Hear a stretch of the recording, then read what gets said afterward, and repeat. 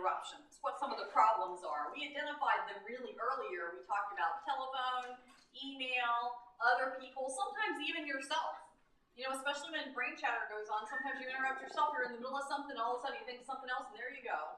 Down a little rabbit trail, or it especially happens on the internet. You know, you're going to look at one thing, and then there's a link to another thing, and then you go to that thing, and then there's a link to this other thing over here. And then sooner or later, an hour has gone by, and you may not even remember what it is you started with to begin with. So those are some of the problems. Let's look a little bit at some of the tools. Number one, you want to discover your best environment for task completion.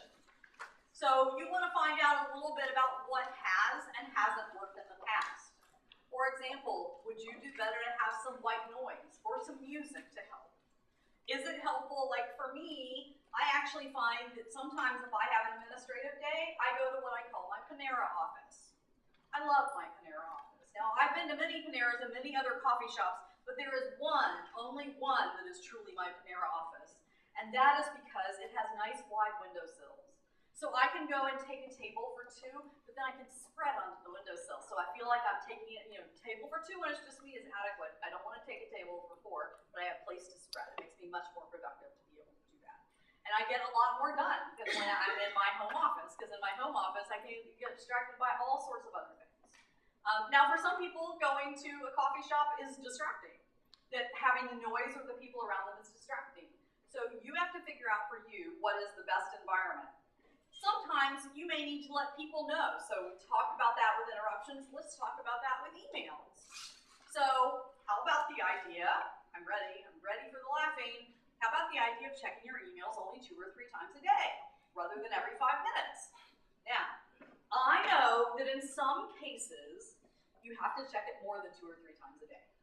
I also know that salespeople, realtors, are really bound by checking it a lot more frequently.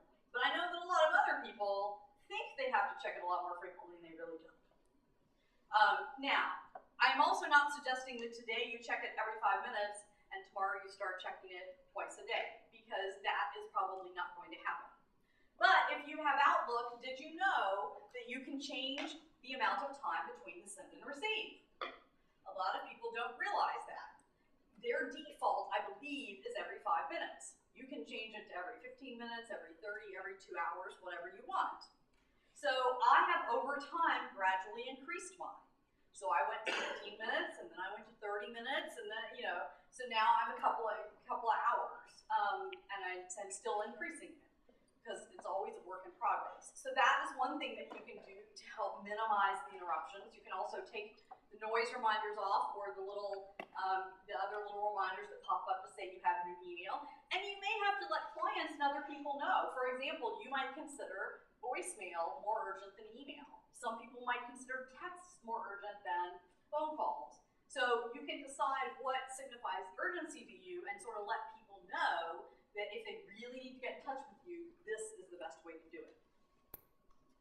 The other tool is to really decide appropriate actions for emails. So we've talked about time of day to check, depending on your energy level. What about filters or rules? Now, how many people use rules in Outlook?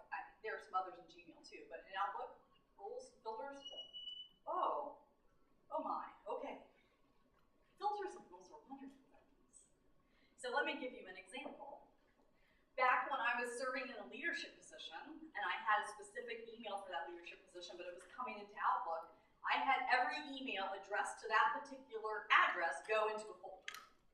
So that way I could chunk that activity. I could say, here's when I'm going to devote time to that particular leadership position, and I can see all those emails at one time. Now, yes, I understand in theory I could have dragged and dropped into there, but it's much easier if they go straight into there. I still have one set up for newsletters. Any newsletter that I get goes into a newsletter folder. Now, you don't want to set up too many of these, because then you're just going to have a bunch of folders everywhere that all have stuff.